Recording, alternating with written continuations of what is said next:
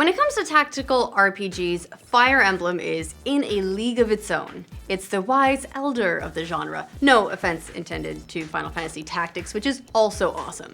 And the upcoming Fire Emblem Heroes represents a pretty significant departure for the franchise. It's the series' first foray into mobile games. The game will be released on February 2nd for iOS and Android devices, and here's everything you need to know about the game. First, a little history about the franchise. The series dates back to 1990 when the first Fire Emblem game, Dark Dragon and Sword of Light, was released in Japan. Interestingly, no Fire Emblem games were released outside of Japan until two of the most popular characters, Marth and Roy, were included in Super Smash Bros. Melee on the Nintendo GameCube in 2001.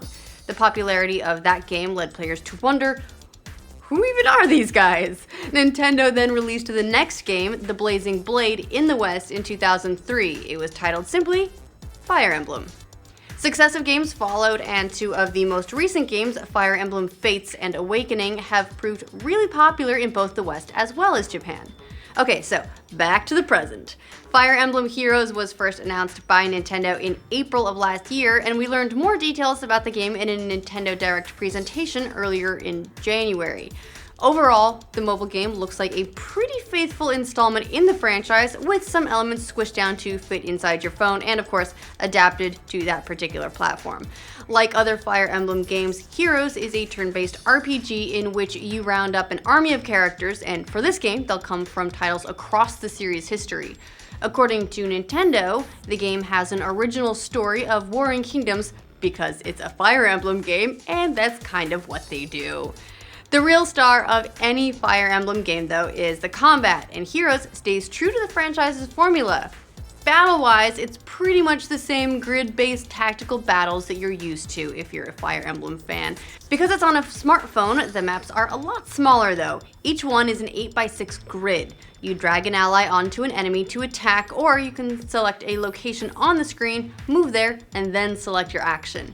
And then there's still the same attribute wheel that we all know and love. Sword fighters beat axe fighters, who beat lance fighters, who beat sword fighters. It's like Pokemon with medieval weapons, or rock, paper, scissors, but deadly.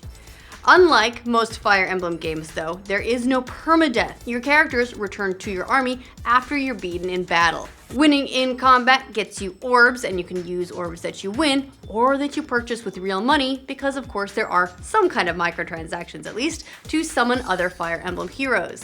The orbs are color-based, which represent the attributes of the hero you can summon.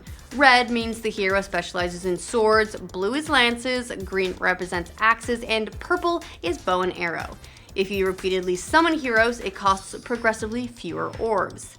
We even got a peek at the prices of orbs in Nintendo's video. A 3-pack will cost you $2, ranging all the way up to a pack of 140 orbs for $75, which is almost twice as much as a regular Fire Emblem game costs. But hey, if you want to be the whale, go for it.